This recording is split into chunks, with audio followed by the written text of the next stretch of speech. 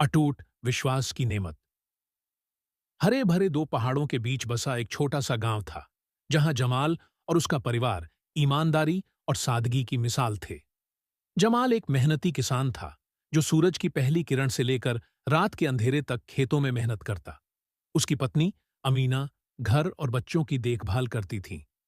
दोनों भले ही अमीर न थे, लेकिन उनका दिल हमेशा दूसरों की मदद के लिए खुला रहता था।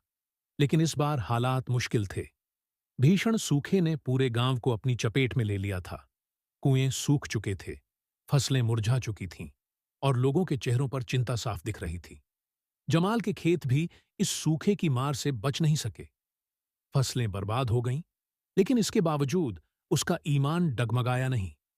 वो जानता था कि मुश्किलें आती हैं, लेकिन अल्लाह की रहमत हर हाल में बरकरार रहती है। रमजान का पाक महीना आया। रोजा खोलने के लिए उनके पास बस कुछ खजूर और एक कटोरी दलिया था, लेकिन फिर भी उन्होंने मुस्कुराकर अल्लाह का शुक्र अदा किया।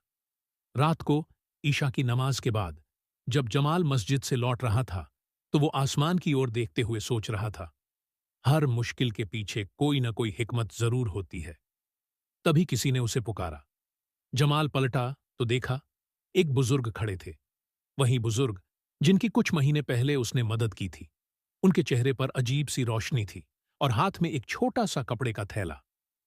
बेटा, अल्लाह ने मुझे मेरी जरूरत से ज्यादा दिया है। मैं चाहता हूं कि यह तुम्हारे काम आए। बुजुर्ग ने मुस्कुराते हुए थैला आगे बढ़ाया।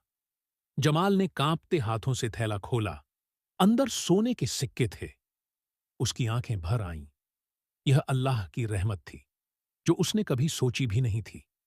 घर पहुंचते ही उसने अमीना को यह खुशखबरी सुनाई। दोनों ने हाथ उठाकर शुक्र अदा किया और तय किया कि इस नेमत को सिर्फ अपने लिए नहीं, बल्कि गांव के दूसरे जरूरतमंद लोगों के साथ भी बांटेंगे। कुछ ही दिनों में जमाल का घर सिर्फ उसका नहीं रहा, वो गांव का सहारा बन गया। किसी को अनाज मिला, किसी को कपड़े, और किसी को बस यह यकीन कि अल्लाह की रहमत देर से ही सही, लेकिन जरूर आती है। गांव में यह कहानी आग की तरह फैल गई। हर कोई यही कह रहा था, जो भी सच्चे दिल से नेकी करता है, अल्लाह उसे ऐसे रास्तों से नवाजता है जिनकी वो कल्पना भी नहीं कर सकता। सबक: अल्लाह पर भरोसा रखो, अच्छे कर्म करते रहो, और नेकी का बीज बोते जाओ, क्योंकि इनाम अक्सर तब आता है जब हम उसकी उम्मीद करना छोड़ देते हैं।